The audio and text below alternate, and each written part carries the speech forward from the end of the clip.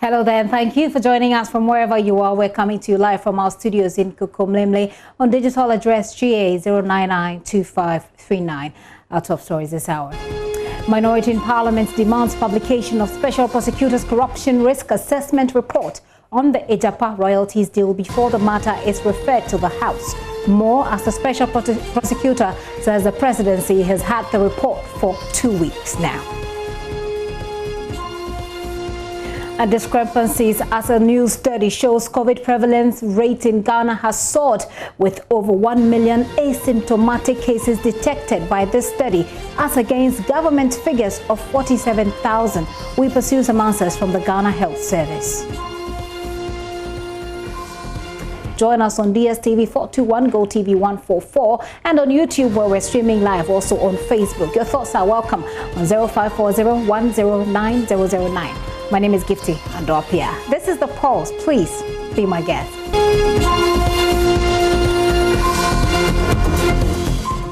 You're welcome. Let's take you through the details now. The chairman of Parliament's Public Accounts Committee says CEO of Public Procurement Authority, Ejenim Boateng-Ejei, should have been banned for life from public office by Schwarz for abusing his office in the contract for sale expose. James Kluche-Aveji tells JoyNews the 5-year ban is not stringent enough to deter other people. He wants the state to go after his finances and recover all the monies he's earned from the contracts his private firm sold. The start is a good beginning, but I'm wondering why 5 years? Why should he come back to public service in the first place? So he has been asked to be sacked. He has been sacked, so it's a good beginning. But I don't think that after 5 years he should come back and serve. You think this is too lenient, and that it should have been for how long? To me, it should go into his private business. Don't come back to public business, because who knows how he might come back and do the same thing, or probably do it in a different form. He will learn his lessons, so he should go and do his private business, and then that should be definitely, he must sold some of the contract and make some money. And so if the findings reveal that this is the amount of money he made out of this back deal, the money should be confiscated by the state, and then he should be sacked out, recommended by Schwarz, which has been action been taken on, and then should be banned from public service completely. So once the monies he made from this dubious action is confiscated, it's sufficient enough. It will serve as a deterrent to other people who might be planning or thinking on the same line.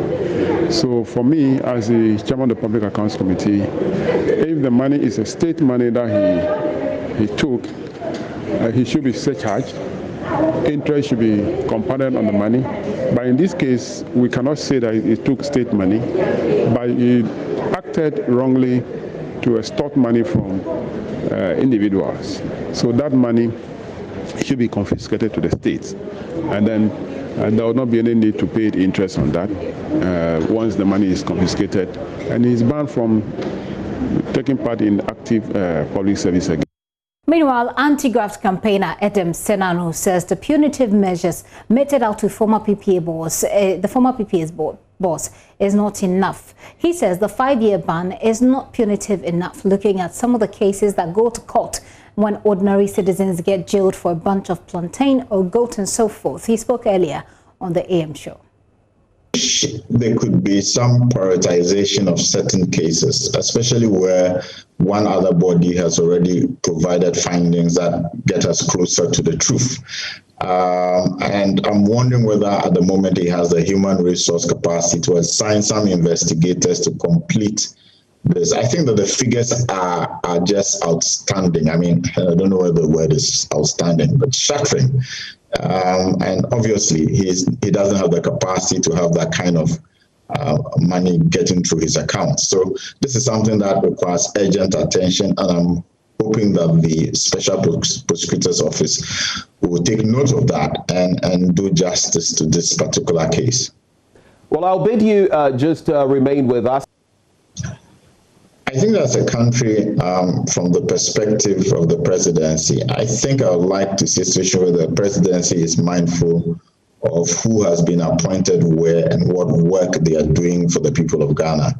If we've had an increasing spate of attacks on media personnel, and we have people who have been appointed to the security agencies, what kind of leadership are they providing? How effective is it? And if they're not performing, let's make sure we change them. We bring in people who can do a much better job. I think we should pay more attention to the quality of service that we are getting as Ghanaians, and the presidency ought to look at that, because that, in my mind, is part of the problem.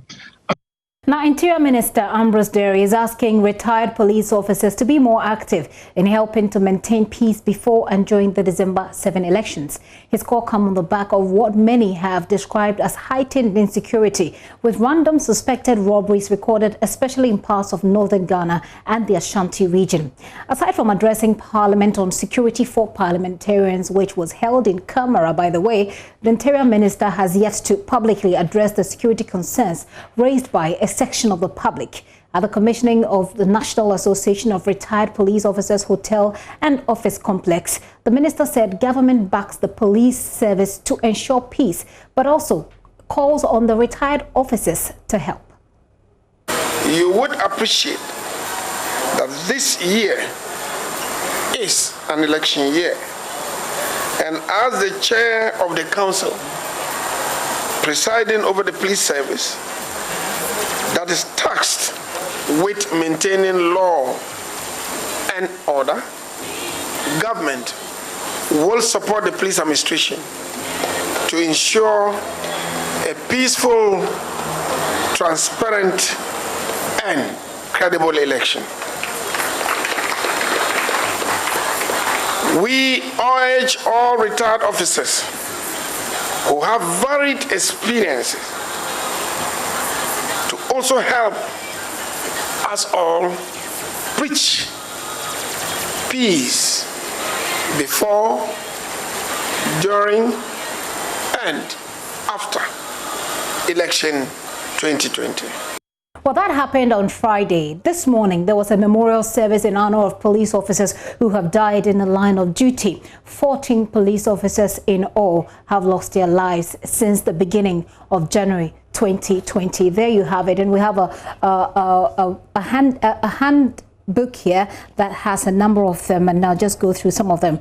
So it begins with the late Chief Inspector William Kofi Dogbe, who was enlisted into the police service in 1991. He was posted to the Eastern Region Service, and on the 5th of February 2020, while he was on night patrol duty, he fell unconscious, was rushed to the Cape Coast Hospital, but he was pronounced dead on arrival. The next person is Chief Inspector Justice ACKAH-BLAY, who died on April 27th, 2020 at 8:30 at Bone. He was on his way home from work when an articulator truck ran into his Toyota vehicle, killing him instantly. The next person, the third person here, is Inspector Moses APPIAH. He was enlisted into the Ghana Police Service in May 2003, and as of 28 February 2020, he had died. He died at about 11 o'clock. He was on duty at the Theological Seminary near the University of Ghana. He was knocked down by a Ford bus, pronounced dead on arrival. And if you remember that case, it was very popular when we were told that the vehicle dragged him all the way on the ground as he tried to stop them, and he was pronounced dead at the 37 Military Hospital. And that's just 3 of them. Like I said, we have about 14 of them. The next one is the late Inspector Edwin Adjokbe. Late Inspector Edwin Adjokbe was enlisted in the Ghana Police Service on 30th February 2006. But by May 16, 2020, he was involved in an accident while driving his assigned service motorbike at Adiembra, Donkokrum. He was sent to the hospital, but he died on the 16th of May. Late Solomon Amuri was enlisted into the service in 2006. By 2020 August, which is just 2 months or so away, a truck fell on him while he was at barrier duty at Kadelso Police Barrier on the Kintampo Road, resulting in his death. The 6th person on the list here is General Sergeant Hevzula Salihu. He was enlisted in 2007. He died in October 2020, which is just last month. he was knocked down by a truck while on duty at the Greenfield Police Snap checkpoint near APPIAH, and he died there. The next one is Takazini Tabong. He was enlisted in 2009, died in 2020 of June. He was knocked down by a vehicle as well, a truck driver, and he has been posthumously, of course, promoted.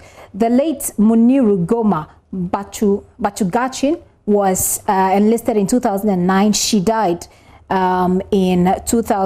She died in 2020, 13th of March 2020, in a road accident.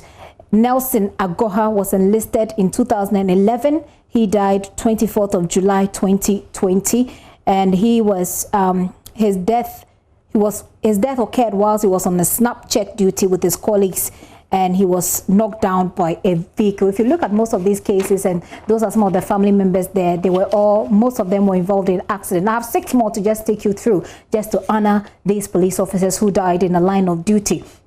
The late Corporal Ernest Otin Kwame Mafo was listed in the police service in September 2012, just September 2012. He died on 19 September 2020. He died while on patrol duty with his colleagues as a service driver. A vehicle ran into their vehicle and killed him. The last 5, I think, Rexford Amwako, the late Rexford Amwako was enlisted in the service 2013, 22nd of March, and he died in 2020, 10th of August 2020, while serving as a service driver of a service vehicle for patrol duty. The late Stephen Chiremi was enlisted into the service in April 2012, but he died in July 2020 at the regional headquarters in Kumasi, where he was posted. And the final 3, the late Christian Kwesi Amenuvo was enlisted in the police service 7 September 2012. He died on 13th December 2019. So this was last year. He was trained and posted to the patrol department, National Patrol Department. The final person on our list today is Amedros Akwesi Boateng. Was enlisted into the service 23rd September 2012. He died on 15th July 2020 after he was posted to Ashanti Regional Headquarters. So these are the 14 police officers who were posthumously promoted today to various levels. I mean, depending on the level they are before they died. President Akufo-Addo was there, so was the Interior Minister this morning at the police headquarters. Well, neither the President nor the Interior Minister at the time of today's service commented on the security concerns being raised by people in Ghana. Say what the Interior Minister said last Friday when he was commissioning the hotel by retired police officers. And we're still keeping our tabs on getting through to these state officials to respond. Now, talking about the police, in the Upper West region, the police commander, DCOP Francis Abuaje Nyako, is urging personnel of the service not to get their morale dampened by their colleagues' death in the line of duty. He said should rather spur them on to do more to ensure that the country is rid of all criminals and their elements. He said the police administration will work to ensure that police personnel are properly protected. DCOP Abuaje Nyako made the statement at the Remembrance Parade that was held in Wa for personnel who lost their lives in the line of duty. JoyNews' correspondent there, Rafiq Salam, reports. 33 men drawn from various units of the Ghana Police Service here in the Upper West region took part in the parade commanded by ASP Adongo APPIAH.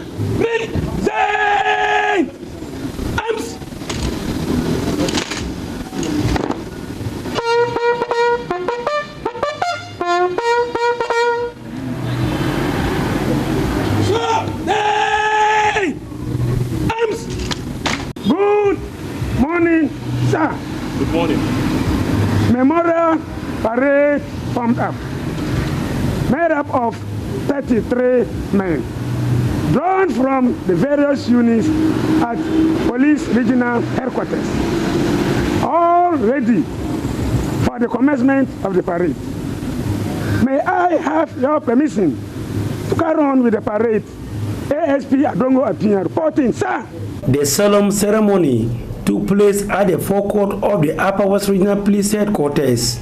The reviewing officer of the parade was the Upper West Regional Commander of the Ghana Police Service, DCOP Francis Abojinyako. He urged police personnel not to let their morale dampen by the loss of their colleagues in the line of duty, but rather urge them to do more to ensure that the people and the region are safe. We want to reassure you that we are going to do all things possible to make sure that we sustain you anytime you go on duty. We are appealing to you all to give up your best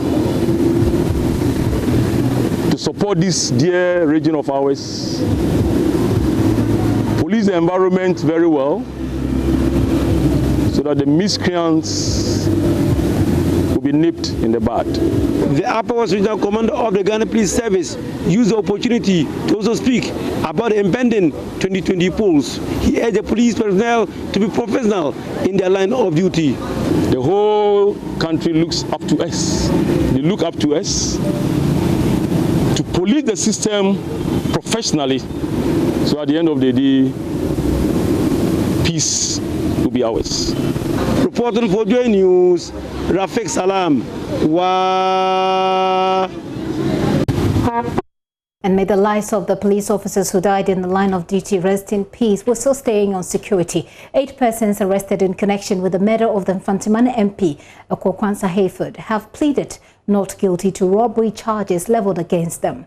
Police prosecutors say they are also on the hunt for other suspects they believe are connected to the robbery and murder of the legislator. Court correspondent Joseph ACKAH-BLAY has more. I beg your pardon, Joseph is actually joining me with more. Joseph, we know 6 persons had initially been arrested as the police traced the MP's phone. Yes, and so last 2 weeks they arrested 6 individuals and they took them to the circuit court and charged them with conspiracy to commit crime, namely robbery, and also charged them with robbery as well. Now, these 6 individuals are people who they traced the MP's phone. After he had been killed, they took his phone away. And so they traced the phone and they found the phone is someone as far as the Ashanti region, specifically Kumasi. And so they arrested the first person who was found with a phone, who mentioned that he bought the phone from another person. And so they went ahead and arrested that person as well. Then from there, they arrested other individuals who were also named as being part of where they bought the phone from. And so these are individuals who were said to have bought the phone from various persons. And it has led them to one person who is named as Mohammed, who is still at large. And so far, they've arrested 8 persons whom they put before the court and slapped them with the charges of conspiracy to commit crime, namely robbery and robbery. And they say that these are individuals who are being investigated in connection with the murder of the MP. But for now, the charges against them have to do with robbery as they pursue the final suspect. The individuals pleaded not guilty to the charges leveled against them, and their lawyers made a request for bail, asking that they would prefer that they are allowed to go home and show up for trial as and when they are needed. But the state opposed the request for bail, saying that investigations are still ongoing, and they are of the opinion that if these individuals are granted bail, they may not cooperate with the investigation and may end up interfering with the process as well. And so the court declined the request for bail and remanded them into the police custody. So, Joseph, what it means now is, just for a bit of information for the for those who are listening or watching us, what it means is that they're on the charges of armed robbery. Even after this armed robbery case is thrashed out, the police, depending on the evidence available to them, can come in with murder. That is so. In fact, we are being told that this particular aspect of the investigation has been concluded and it was handled by the anti-robbery squad, and that's how come they've presented this to the courts. But the main issue which they intend to pursue has to do with the murder bit of it. And as and when they get a clear understanding of which individuals are part of the plot, because some of them are simply saying that they did not commit the crime and that they actually went to buy a mobile phone from someone in the market in Kumasi. And so they are still trying to investigate the matter further, and as and when they have better information, a charge of murder will be brought against those they believe are connected to it. But for now, those they've arrested are persons who were found with the MP's phone, who have claimed to have bought it from various individuals who have been brought to the court, and the police hold the view that they are connected in one way or the other to the crime, while they are looking for one Mohammed, who is said to have been the first individual who sold the phone to the first person who was arrested in this particular matter, and other individuals they believe are connected to the crime. And so that manhunt is also underway while they continue to pursue this particular robbery aspect as well. Take us a bit through what happened in court today, a bit of their demeanor. And I was going to ask you exactly what their arguments were based on their plea of not guilty. And you've already done that. So take us through their demeanor. If there's any further details you can add. In fact, they were quite calm as they were led into the courtroom.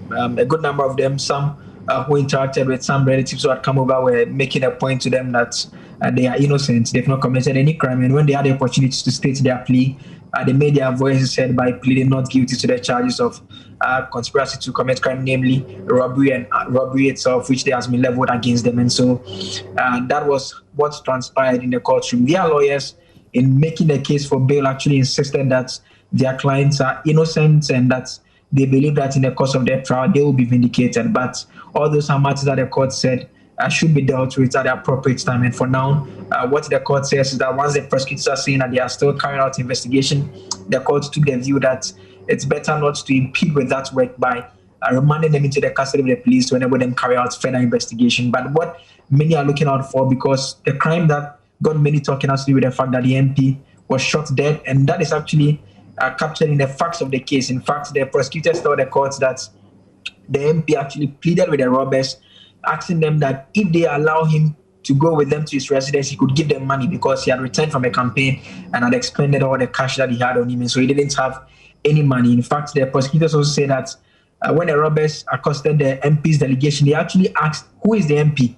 At that point, the MP on his own owned up, saying that I'm the MP, and they asked him to give him money, and he said, follow me to my home and let me give you money. And at that moment, they shot him dead. And so that is it by way of the facts of the matter that has been put before the courts. But for now, they've been remanded in custody. They are to reappear on November 16. Gifty. Joseph, thank you very much for that update. Joseph ACKAH-BLAY is our court correspondent, bringing us up to speed on what happened. If you're just joining in, 8 people who were arrested in connection with Member of Parliament for MFANTSEMAN have been arraigned in court today, and they are pleading not guilty, with several explanations. Joseph brought us updates on that. Very soon we'll tell you what the Peace Council is saying. They've issued a communique about the state of security in the country, even as we look ahead towards the election. This is still The Pulse with me, GIFTY and APPIAH. Like I said, I would love to hear from you. So let me hear from you. You can send me a WhatsApp on 0540109009. I'll try and share it with the rest of the world. Do stay with us. I'll be right back.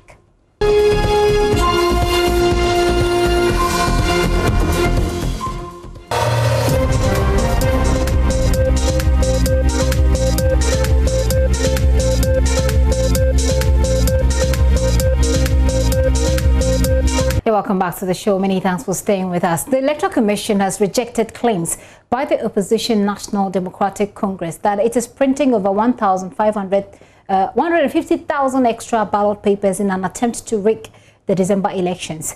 The Commission says it has had to review the numbers at some polling stations to be able to stick to the 5% requirement of extra ballots printed for contingencies. But at a news conference yesterday, the NDC accused the EC of deliberately keeping these details away from the parties in an attempt to rig the elections. Manuel Kranting has more in this report. The Electoral Commission began the printing of the ballot papers ahead of the December election on October 26, 2020. Now, the main opposition party, the National Democratic Congress, is accusing the Electoral Commission of failing to present to it the ballot statistics for the printing exercise. Professor Joshua Alabi is National Campaign Coordinator of the party. The Electoral Commission failed to provide the ballot statistics required for party agents to track the number of ballot papers to be printed for each polling stations before printing begins. Meanwhile, in all previous exercises, political parties were furnished with copies of the ballot statistics before printing began. The Electoral Commission rather directed the NDC to receive copies of the ballot statistics from the printing houses. From the ballot statistics received from the printing houses, as coming from the EC, we have analyzed the figure from 13 regions and observed that there is an excess of over 150,000 ballot papers being printed beyond the extra 5% required. Deputy Director of Elections of the party, Daniel Amate Mensah, gives a breakdown of their findings. Central region has 23 constituencies.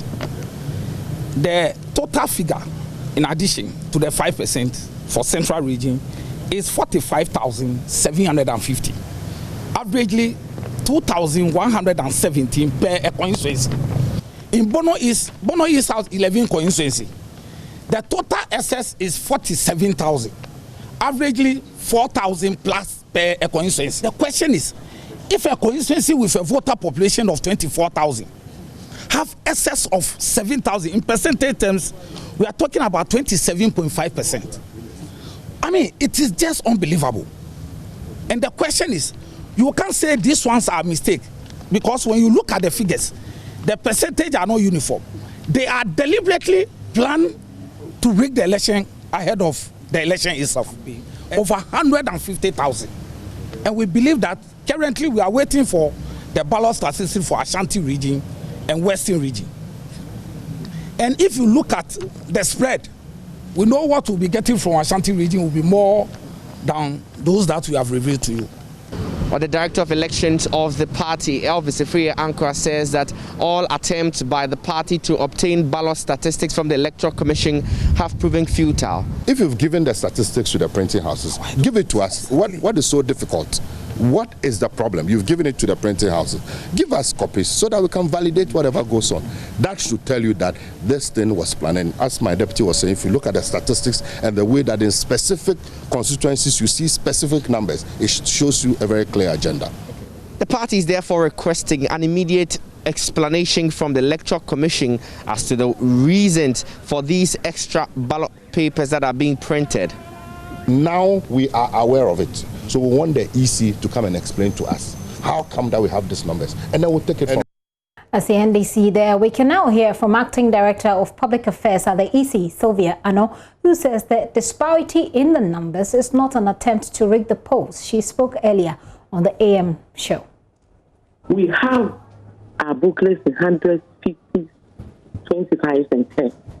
So depending on each scenario, for example, if you have a polling station that has, for example, about 88, you need to add 5% because of the numbers involved. In hundreds, 50s, 10s, we need to strategize and make sure that some may go a little above it. But it doesn't mean because you don't have them in the specific numbers, you have them in 50s, 100s, it becomes very difficult to stick to the exact number. But that doesn't also mean that we are increasing the ballot. So that has been the norm since time immemorial.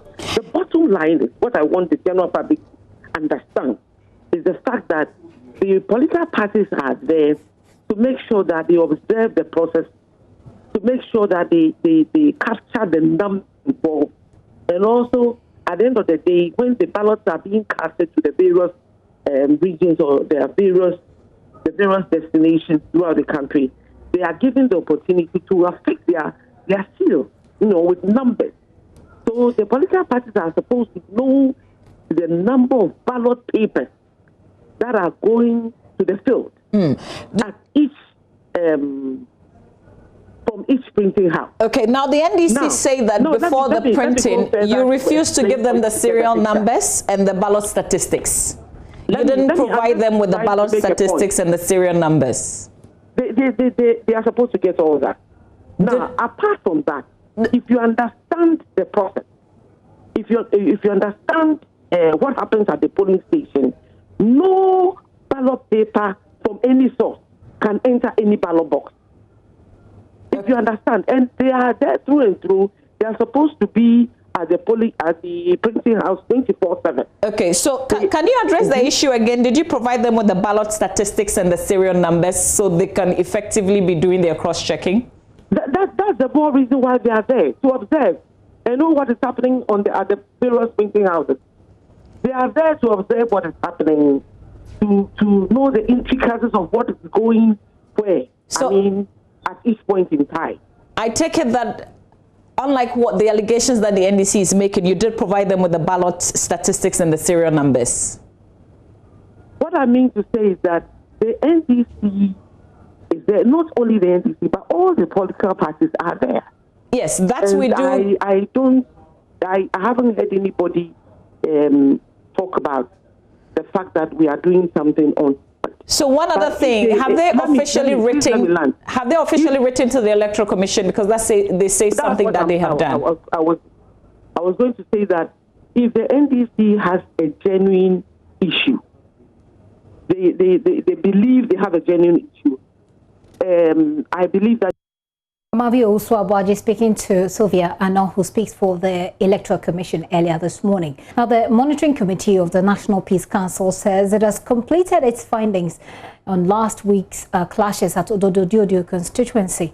A committee was set up to monitor compliance with the Code of Conduct and has completed the work. A peace walk by the supporters of the NPP and NDC in that flashpoint turned violent in that constituency last week. In a video went viral. Supporters of the two parties, NDC and NPP, were hurling bottles and stones at each other amidst the firing of gunshots. At least 20 persons were injured in the clash, while a building believed to be the NPP's office was vandalized. Joining us via Zoom to look into this finding is Chairman of the National Monitoring Committee, the National Monitoring Committee of the National Peace Council, Movi Mohammed bin Sali. Sir, thank you so much for your time. Good afternoon. Good afternoon, and thank you very much for having me. Right. I have seen a copy of your report, and so I am abreast with it. But for people who haven't seen it, and in our quest to let them understand, what are if you can give us a summary of your findings. So you have findings that border on what the NPP and the NDC are supposed to do, or what you want them to do. You have what you want the youth of Ghana to do. You have what you want the police to do. I want you to wrap it up for us, for those who have not seen your report, but who need to listen to know. Well, to start with, we didn't say that we have really investigated the matter, because we haven't got the ability to investigate the matter to that extent. But we're depending whatever we're saying on what is out there in the media, television, radio, and so on and so forth. Okay. And what we are saying is that the NDC and the NPP, the two major parties, they've really entered into a memorandum of understanding with the Peace Council and other stakeholders that they will really ensure that vigilantism is eliminated from our system, and that we don't have to carry that on to the elections, which we are having right now. But we notice that despite the fact that they are signatories to this understanding, what happened at ODODODIODOO still involves the two major parties, which means that it is contrary to the undertaking that they've given, particularly with the two members of parliament involved, who definitely cannot be said to be riffraffs, but major members of their political parties. And for them, therefore, to engage in such violence right here in Accra and under the nose and watch of the Inspector General of Police gives us cause to be afraid that if caution is not taken, we can have a worst scenario or scenarios in other parts of the country that are far away from Accra. We therefore wanted to call on the two members of parliament that they need to show leadership. They need to show leadership by ensuring that they abide by that roadmap, they abide by that understanding, and ensure that they call their members to order, the young men particularly. But here, the young men have a lot more to lose than any other person, because the future is theirs. We're talking of tomorrow, which belongs to them. And they are the very ones who are being used now to bring about mayhem and disturb all what Ghana has been able to achieve so far. And if we continue on those lines, the youth must know that they will have nothing to inherit. Those who are going away, the elderly ones, we have already at least inherited a peaceful Ghana. We have developed to quite a large extent. And we expected that their attitude will be such that they will build upon whatever we've been able to establish so far. But if they decide to bring about destruction, they will have to lose. Therefore, there's a need to call upon them. And also to the police, we're saying that if the police had really done what was expected of them, we definitely could have done away with what happened at ODODODIODOO, because ODODODIODOO is known to all of us as a flashpoint. Right. And as a flashpoint, therefore, if the police had ensured that they had adequate number of policemen there, we definitely would have been able to bring what happened there to check. Okay. But apparently there were just some handful of policemen there. Yeah. And, was said they couldn't so I wanted to draw your attention to something else that happened in the same constituency where the NDC candidate, who is also the member of parliament for the area, says he was attacked directly in front of this police station, the Jamestown police station. And I just want to link that to this bigger question of what the monitoring committee, what the National Monitoring Committee's position is based on what they've monitored. What's your position on the state of security at the moment, and how do we tie this conversation about political vigilantism or political violence into it? What do you see as a monitoring team in terms of the state of security? Well, with the monitoring team so far, it is still quite young, but what we are seeing so far makes us start becoming afraid that for all you know, all what we've tried to do, it's been thrown to the winds. I'm saying this on the strength that this is happening in Accra. If it was happening in some remote area far away, we could say that maybe it's too far away from the leaders of the various political parties. But here in Accra, that's what I said, under the nose of the Inspector General of Police, the national security operatives, for something like this to happen in Accra, in these early days of our electioneering campaigning and so on and so forth, gives every cause for us to be afraid and ask ourselves whether this country is safe. Because this country must be safe. And it is for each and every Ghanaian to contribute his or her quota in whichever way to ensure that the country is safe. We are not at war with anybody. We're talking of the governance of our country. We're talking of the future of our children. We're talking of finding our place among the community of nations. We're talking of living up to the expectations of the world, because Ghana is touted as the most peaceful country in Africa for that matter. On that basis, let me just jump in with my... sorry to cut you, sir, but let me just jump in with my final question about... so today, there was a memorial for police officers who have lost their lives in the line of duty. The president was there, the interior minister was there. How do you feel as a member of the monitoring committee and of the National Peace Council that as of now, we have not heard someone like the interior minister or any substantive address, for example, on the state of security in Ghana? Is that your expectation anyway? No, that is not my expectation. My expectation would have been for immediate attempt at addressing the issues. That is why the reference is to ODODODIODOO, and that's why I said that it is at the nose of the Inspector General, the government, all the government agencies, and yet we've not been able to do anything about it. It has to be condemned by all well-meaning Ghanaians. We have to show that we are not in the mood for this kind of thing in Ghana. We must demonstrate to all our compatriots, right from Accra here, that that's not the way to go. If you're talking of politicking, that is not politicking. Sure. If you're talking of governance, that is not the way you go about to want to have the reins of government in hand. And therefore, yes, for our inability to come out to condemn it, anybody's inability on the part of the government, on the part of the political parties themselves, on the part of various groupings that we have in this country is unfortunate. Yeah. Because these are the things that we must be doing to demonstrate that we're really serious and dedicated to ensure that this electioneering period goes on with peace Okay. And at the end of the day, we come out with peace and have a peaceful country.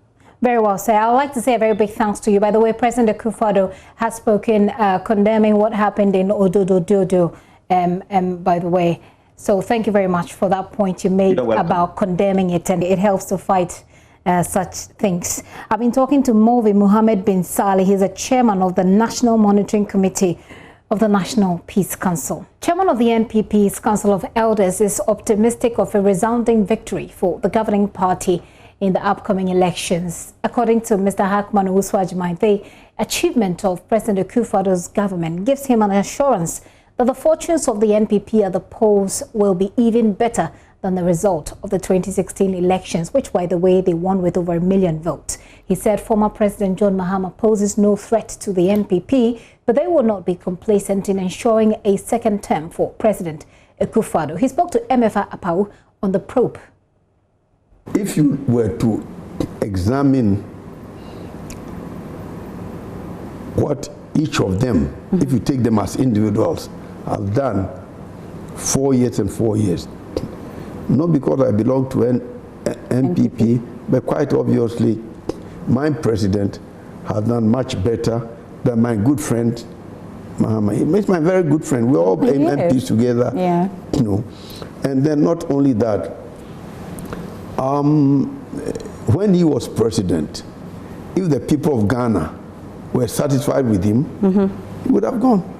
And when Rawlings came, whether we liked it or not, with all the macho thing, he still went. Kufuor came, he did everything, brought us out of HIPIC, he went. Then when you come there, then you don't go, then you ask yourself why? You ask yourself why? And so I believe that I have never lost any sleep at all about our ability to win. But I'm not saying we should be complacent. Okay. I don't want to say Agbena or anything, no. I'm not saying we should be complacent. I am saying that judging by what this government has done, this president has done, how he's carried himself, how he's done what he has done, I don't think that my friend stands any chance at all. In fact, if anything at all, I believe that the margin of winning, of victory, will be a lot more than it was the previous time when he was the incumbent. Okay. And when you are an incumbent and you are beaten by over 1 million votes, then you don't think you have done very well. So okay. I have no problems about that at all. Yes. We have to work very, very hard because nobody is sleeping. If you sleep, and if you don't say I am, nobody will say thou art. Let the people know. In the past, we were not good at selling ourselves and doing things that we have done. But we learn, and we are also learning, and we will do what we have. Hackman also Ajiman there speaking to MFANTSEMAN. I'll take a very quick break. When I return, we'll take you to the Ayawaso West Wuogon constituency as we'll put our focus on one of the major flashpoint constituencies. That's the Ayawaso West Wuogon. We'll tell you more when we return. Do stay with us.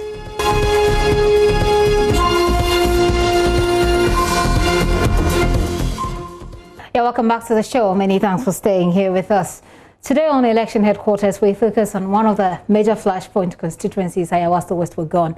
And with only 35 days to the elections, the NPP has won the seat 5 consecutive times since 2000, with the NDC winning just once in 1996. Well, the 2020 general polls will be interesting as independent candidate Richard Amegache challenges the two major parties, John Dumelo of the NDC and the incumbent Lydia Hassan of the NPP. What differently is he bringing on board to challenge the big wigs? He joins me in the studio right now. Hello, Richard. Hello, Gifty. So you look at a constituency that the NPP is very passionate about, a constituency they held for 5 years, a constituency whose member of parliament died with a lot of sympathy votes swinging, obviously, the way of the incumbent. Then you have a very popular actor, John Dumelo, who's standing on the ticket of the very big political party, a very big opposition party, NDC. How do you stand? Where do you think you stand in the scheme of affairs? Well, thank you, Gifty, for having me, and I want to thank all viewers for making time to be with Richard. I want to look at the statistics. In 2016 election, we had about 81,000 registered voters in Iowa OS. The winner, Kwame Jakon of the NPP, had 32,000 votes, and Delali Brimpo of the NDC had 22,000 votes. The number of people who didn't vote in Iowa OS alone was over 33,000, which was more than the number of votes of the NPP. So Iowa OS may look like an NPP stronghold, but in actual sense, there are a lot of neutrals there who are neither NDC or NPP, and they are in the majority. Who you believe did not vote in the last elections? Yes. Well, I don't have contrary statistics here, so I won't be able to engage you, you know, on that. But if you say so, who are you, and how come people don't know about you? I didn't. Well, a lot of people know about me, you know, but the difference between myself and my major opponents are that they are running on a party ticket where they have to go through primaries. So before the primaries will be done, everybody knows that this is what NDC is presenting and this is what NPP is presenting. And that makes them a little popular over me. But I live in a constituency too, and, you know, I started my campaign a while. So a lot of people know about me. Just that, hey, not everybody will hear of you at the same time. So this silent majority, which you say exists in Iowa West Wagon, which you also say did not vote in the 2016 elections, what is your grand plan to reach out to them? What policy alternatives are you presenting to them? Mind you, this is a very, if you like, elitist constituency. What alternatives are you presenting to them? Well, my leadership skill and my entire ambition is based on solving problems, the kind of problems that exist in Iowa OS. And Iowa OS has some major problems, and one of them is environmental issues. Okay, so if you've just listed one, and whilst you do the one and break it down, if you can give me like the 3 major problems you think exist. Environmental issues is key, rental issues is key, and then you have immigration issue also, that is key. Okay. You know, my constituency is kind of different from the others. A lot of people who live in Iowa OS love to travel. So a lot of them also have immigration issues. I have policy alternative for all of them. Okay, so you've talked about the environmental issues, and immigration issues, and then the rental issues. Let's take briefly to these 3 and what alternatives you are presenting for why you think they should reject John Dumelo and reject Lydia Hassan and come for you.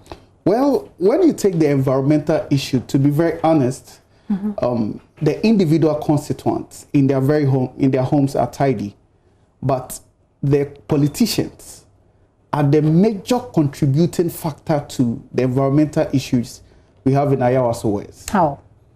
They put campaign papers, posters, and deface individual properties, litter around the whole constituency. When you go to Iowa OS, Ogon right now, John Dumelo of the NDC has defaced so many individual properties. He has flooded the whole place with campaign papers, and he doesn't care about the environment. My leader, the MP herself, an incumbent, is doing the same. In fact, she's doing worse. A certain woman in my neighborhood in East Legon painted her house less than 2 weeks ago. By the time she wake up, hey, Dumelo has come to paste her posters. As if that's not enough, the following day, my leader has come to pace hers, and they were going on poster competition on her walls. I mean, how can such an elite constituency be faced with such a low-level environmental issues like defacing properties and litter and all that? So what's the plan to deal with this? So I am doing a 100% paperless campaign. Okay. I'm not using any paper. So what I'm doing is I'm going to the constituents one-on-one. I'm getting to them on radio, on TV. That's why I'm here. And only banners, and the banners too are fixed temporarily. So just after the election, I can go and remove all of them. That's dealing with the problem on your individual level. Yeah. But to deal with this as a problem, if you have identified this as a problem within the constituency, then they have to, the alternative you're talking about should be able to address this problem, looking at everybody else, not just you. So what is that plan? So with the littering, if I get a nod to be the member of parliament, I want to propose a paperless advertisement law, where it will be banned to use papers for advertisement in order to take care of the environment. Still on the environment, quickly to touch on it. And if you can, whilst you do that, you can move on to the next one because I've run out of time. Let's move on to the next issue, which is rent issues and immigration issues as well. Yes. But let me touch quickly on the environment, just a little bit. With the environment too, you know, Ayawa's West experienced a lot of flood issues, especially with the West Legon and Jolu. When it rains just a little bit, the whole place is flooded. And the problem is that we don't have good drainage systems. So I'm proposing that if I get the nod to be a member of parliament, I'll see how best. I'm an engineer by profession, so I'll see how best to, you know, come up with underground drainage system. And all this drainage should be interlinked so that, I mean, there's a major reservoir that processes all the ways that pass through the drainages, which are on my plan. Moving on to the rental issues. 40% of all residents in Ayawa's West are renting properties. Less than 30% own the properties they are living in, and about 15% or more are also rent dependent, as they are living with their parents or, you know, friends and all that. And most of the people that are renting are having problems. So we know about the problem. I've run out of time. Help us with your solution is the 40% that you mentioned. What else? And then so I am proposing a law that we call Fair Rent Index Law. And with this Fair Rent Index Law, what we'll do is that at each location, the rent will be standardized. So based on the nature of the property and the location, there will be a uniform price. But this cannot be achieved overnight. What about the issue, the third issue that you mentioned, the immigration issues? How would you intend to deal with them? Yes, the immigration issue normally deals with unfair visa denial. A lot of the people that are denied visas go like, when they go to the embassies, they are denied visa on the grounds of they not having travel history. And that reason is quite ridiculous for me, because if the person doesn't get opportunity to travel the first time, how do they build a history? So how does the MP help in solving that kind of problem? Ghana needs strong foreign policies. Our foreign policies are weak. So the embassies that come into the country to operate, they come with their own laws, which supersede our laws. So I'm going to raise a competent conversation on the floor of parliament to see how best we can come up with a comprehensive foreign policy that will put our people ahead. That means that if any constituent is denied visa on unfair grounds, they have to refund at least a portion of their money to them, which are all part of, you know, the ambitions that I have for the constituency, and many other more, like consistent water supply law. You know, I'm also looking at it that University of Ghana have innovation and business center, where everybody in the constituency that have innovative idea go there and get some funding to, you know, start up whatever idea they have. I hope that the people of Ayawaso West Legon constituency consider you worthy of their votes, and I wish you all the very best with it. So when did you start your campaign, by the way? Well, actively 4 months ago. 4 months? Yes. 4 months to the elections? Yes. Or so like that will be like 5 months to the elections? Yes. Why? You didn't decide early? No, I was researching. Oh, wow. I was making sure that when I come out, I'm really going to get a good response. Have you heard people say that a section of the two political parties have thrown you in to divert some of the votes? Well, I've heard it, but it's usual propaganda, you know. Really? In any election. Do you belong to the NPP? No, absolutely. Do you belong to the NDC? No, I'm non-partisan. I've never, you know, joined any political party in my whole life. So you have not been thrown into split the votes? They came, you know, to both of them came to buy me out, and I told them in the face they should also come and join me. I'm not the kind of person you can buy.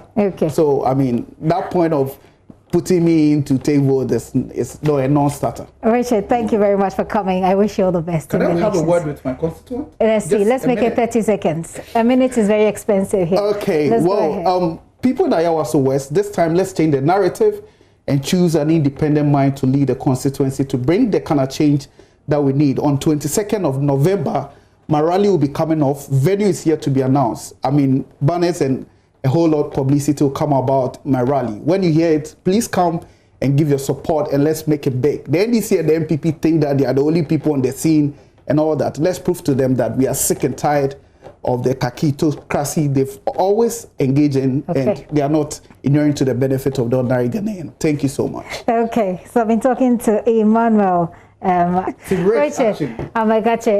who wants to be Member of Parliament for Ayawaso West Legon constituency.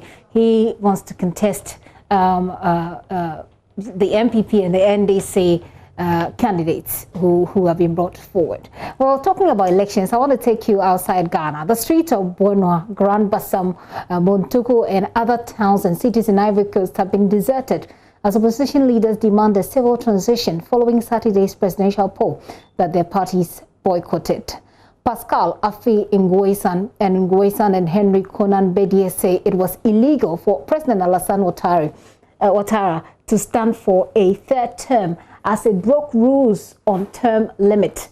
But the president's supporters dispute this, citing a constitutional change in 2016, which they say means his first term effectively did not count. At least 16 people have been killed since riots broke out in August after President Ouattara said he would run again following the sudden death of his preferred successor. At least 2 people were killed during Saturday's vote. Citizens are living in fear and as a result have started fleeing the country. And as you know, Ghana shares a border with Ivory Coast, and we've had very big issues with our border controls.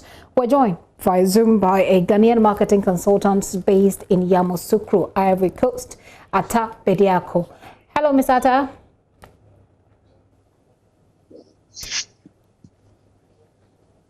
Hello, I see you. I hope you can hear me. So where exactly are you located right now? Yes, I can hear you. Can you hear me also? I do. Please go ahead. I can hear you. Can you hear me also? Okay. I'm currently back to my base in Moduku. This morning, I was at Bonua, and I was a part of Abidjan, and I went to Grand Bassam as well, and then I'm back to my base in Moduku. Paint for us a mental picture of what is happening right now. I mean, sometimes you can hear the media reports and it could be just concentrated in a particular place. Help us understand what the general sense is in Abidjan right now, or in Ivory Coast, I should say.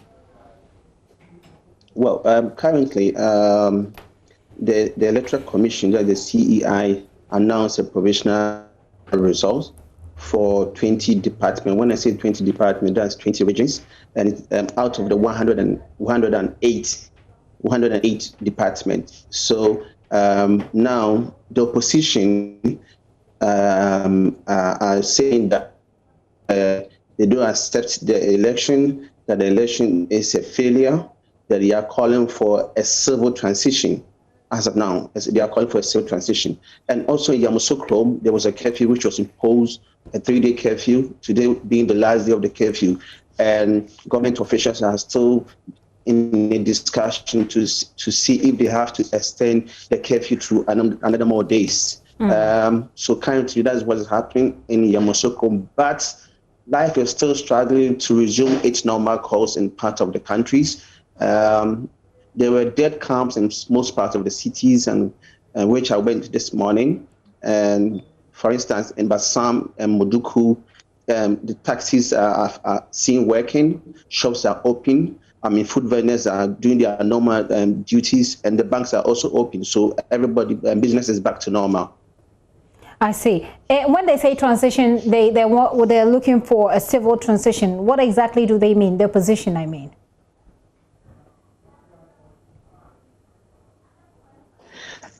The transition process is in fact, for them, the election, they said they don't regard the election as a fraud. So they want the government to sit down with them. The others too are calling. After the election, the ex-wife, the wife of Bado, came up to say that she's calling out for a national reconciliation. So this is some of the process that they are calling for a civil transition. Okay. That they have to look at the constitution again, because the President Ouattara changed the constitution to favor him, for him able to contest the third term. This is what they are against and they are fighting for. Mr. ACKAH-BLAY, I'll say a very big thanks to you, and I'm sure that as the days go ahead, we'll still be contacting you for you to get a sense of what's happening in Ivory Coast. We really appreciate your time. Do stay safe. Thank you. ACKAH-BLAY is a marketing consultant, a Ghanaian marketing consultant based in Ivory Coast. Away from the Ivory Coast, let's go to the United States of America. Well, the two candidates in Tuesday's presidential elections making a final push before settling off the polls tomorrow. They've lined up elaborate programs to reach as many voters as possible. There's President Donald Trump there. He has continued his frenetic pace of campaigning in North Carolina, Pennsylvania, Wisconsin, and Michigan. Let's talk about the Democrats' Joe Biden. His Democratic rival, I'm talking about Trump's Democratic rival, Joe Biden, will also campaign in Pennsylvania and Ohio ahead of tomorrow's polls. Now, Biden will be joined by Lady Gaga at a rally in Pittsburgh, while singer John Legend appears with running mate Kamala Harris in Philadelphia. Americans have been voting already. Well, some 90 million people have voted so far, and the country is on course for its highest electoral turnout rate in more than a century. A court in Houston is to consider a Republican claim that drive-through voting is illegal and 120,000 votes should be void.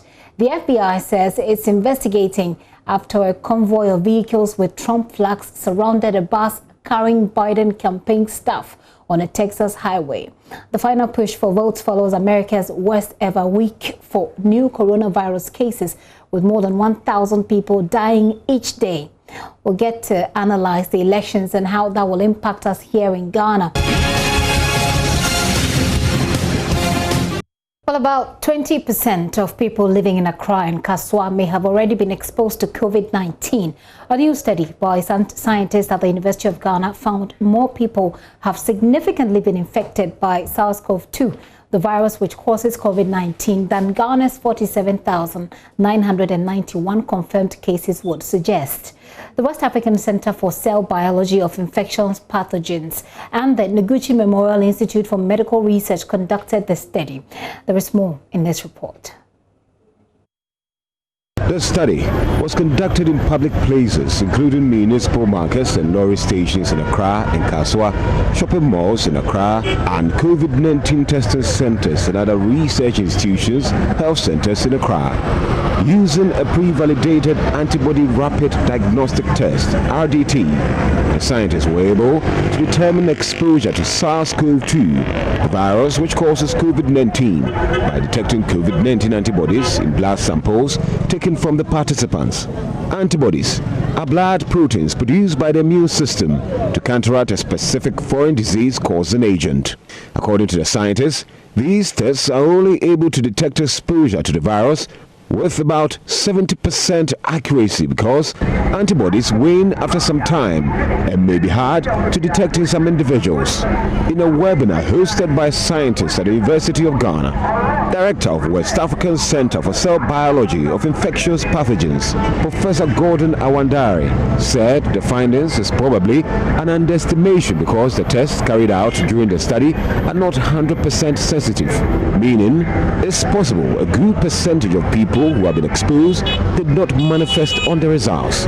But in spite of this, he said with 20% prevalence in Accra as revealed by the study, it means about 1.2 million people in Accra may have already been infected, a significantly higher figure than the 47,000 national figures being reported by the Ghana Health Service. The scientists also discussed the evolution of the virus in Ghana following further genome sequencing.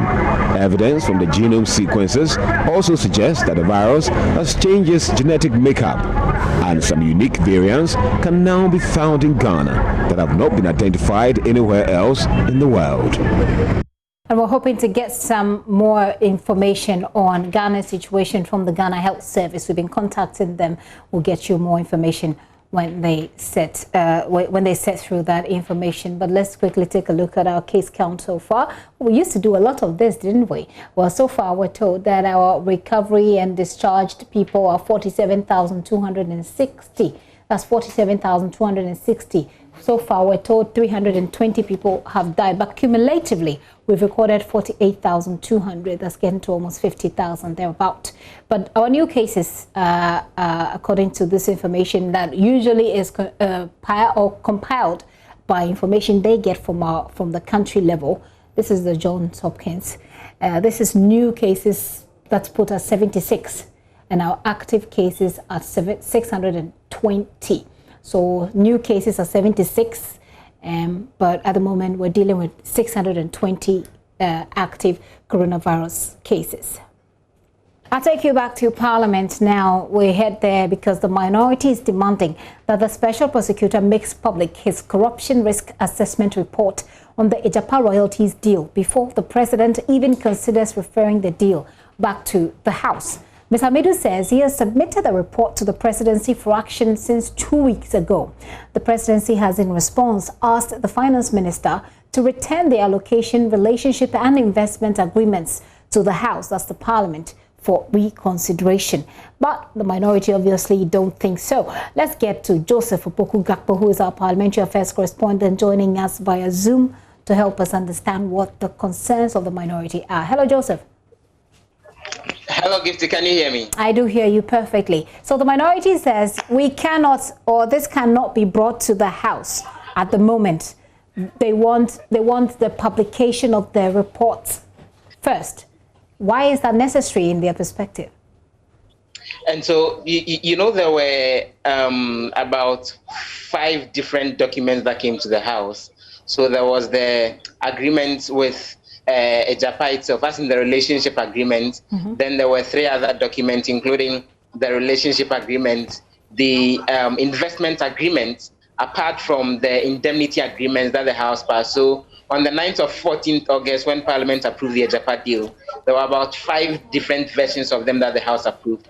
Now we get the indication that the move from the Presidency has to do with about 3 of the 5 documents in question, the investment agreement and 2 others.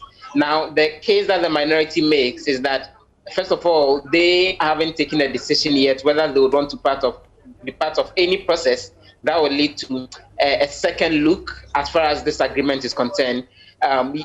First of all, they're asking questions. You know that, for example, when you look at the AMERI agreement, there was the incident in which there's an agreement that came to the House, and then there was a revised agreement that came subsequently after the NPP came to power. First of all, the minority says they have questions about what form this said revision is supposed to take, what the focus will be on, and unless they have that clarity, including having a look at the said 64-page report that Martin Hamidu had put together, they are not ready for a conversation around this.